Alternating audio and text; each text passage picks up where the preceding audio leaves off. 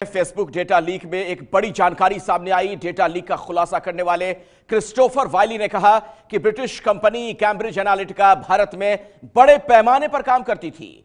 वाइली इस कंपनी में data scientist के पद पर काम कर चुके हैं। वाइली ने यह भी कहा कि उन्हें लगता है कि भारत में कांग्रेस कंपनी की क्लाइंट थी। वाइली ने यह जानकारी ब्रिटिश संसद की डिजिटल कल्चर, मीडिया और स्पोर्ट्स कमेटी के सामने दी। हालांकि वाइली से पूछा गया था कि क्या उनकी कंपनी ने भारत में काम किया है, जिसके जवाब में ये बातें उन्होंने कही हैं। तो डेटा लीक मामले में ये एक नया खुलासा सामने आ रहा है।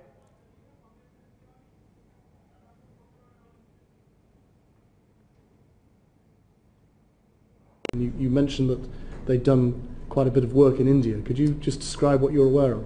I believe their client was Congress, but I know that they've done all kinds of projects, both regional. I don't think they've done I don't remember a national project, but I know regionally. I mean, India is different states. Yeah, I mean, India is so big that one state can be as big as Britain. But they do have offices there. They do have staff there. I believe I have some documentation on India, which I can also provide to the committee if that's something of interest. Very welcome. Yeah.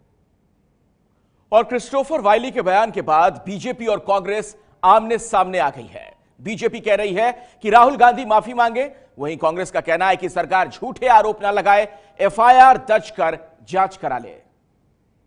Cambridge Analytica के जो whistle blower हैं mister वाइली, उन्होंने आज ये confirm किया है कि Congress party उनके क्लाइंट थे। इससे सबसे पहले राहुल गांधी एक्सपोज्ड हुए, जो इसको डिनाई करने की कोशिश कर रहे थे और एक प्रकार से ध्यान को और भटकाने की कोशिश कर रहे थे। कांग्रेस पार्टी ने पब्लिकली ये डिनाई किया था जब मैंने आरोप लगाया था कि हमारा उनसे कोई संबंध नहीं है। हम अपेक्षा करेंगे कांग्रेस पार्टी आज देश से माफी मांगेगी। कांग्रेस पार्टी ने देश के सामने झूठ बोला और हम राहुल गांधी से भी अपेक्षा करेंगे कि अब भटकाने की कोशिश नहीं करें, माफी मांगे।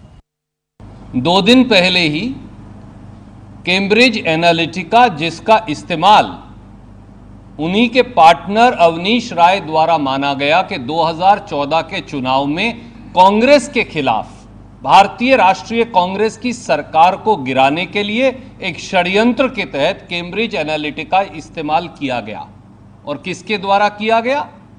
विदेश से आए एक एनआरआई गुजराती बिजनेसमैन के द्वारा, जो इस बात के लिए करोड़ों रुपया कैम्ब्रिज एनालिटिका को दे रहा था कि किस प्रकार से कांग्रेस के खिलाफ षड्यंत्र किया जाए। तो आरोप और प्रत्यारोप का यह सिलसिला जारी है। अब आपको बताते हैं कि क्रिस्टोफर वाइली हैं कौन। कैम्ब्रिज एनालिटिका कंपनी को शुरू करने में इन्होंने मदद की।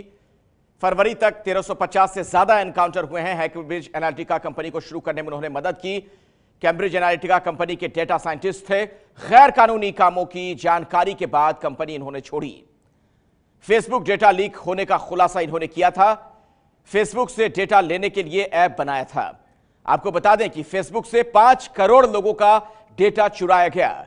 अमेरिकी चुनाव में चुराया गया था 5 करोड़ लोगों का डेटा। बहुत ही गंभीर आरोप लगे थे। और ब्रिटेन की संसदीय कमेटी के सामने क्रिस्टोफर वाइली के बयान पर कैम्ब्रिज एनालिटिका कंपनी की अब सफाई भी सामने आ चुकी है। क्या कहा गया सफाई में, उस पर नजर डालिए। डिजिटल कल्चर, मीडिया और स्पोर्ट्स कमेटी ने एक गवाह से कैम्ब्रिज एनालिटिका के बारे में गलत जानकारी, हवाई बातें और पूरी तरीके से साजिश से भरी कहानियां सुनी हैं। क्रिस्टोफर वाइली ने खुद को और कंपनी को गलत तरीके से कमेटी के सामने पेश किया। उसने खुद कहा कि यह उसका सिर्फ अंदाजा है, जबकि तथ्य कुछ और हैं। क्रिस्टोफर वाइली सिर्फ एक पार्ट टाइम कॉन्ट्रैक्टर था जो जुलाई 2014 में कैम्ब्रिज एनालिटिका को छोड़ चुका है। उसे कंपनी के कामकाज की सीधी कोई जानकारी नहीं थी। वो 1 साल से भी कम समय तक कंपनी में रहा।